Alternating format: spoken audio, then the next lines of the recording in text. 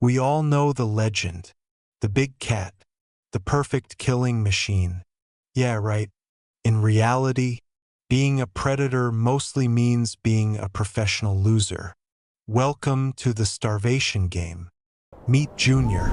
In his head, he is a lethal weapon. A shadow in the night. The ultimate apex predator. Look at that focus.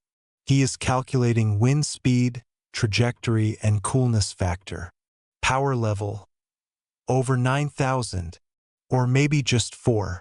But in reality, bright orange is the absolute worst camouflage color. You are literally a fluffy traffic cone. And gravity says no. Fun fact, wildcats fail 9 out of 10 hunts. That implies a lot of faceplants.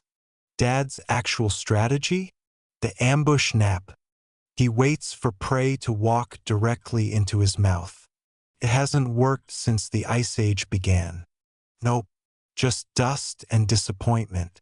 Being an apex predator mostly means being apex hungry.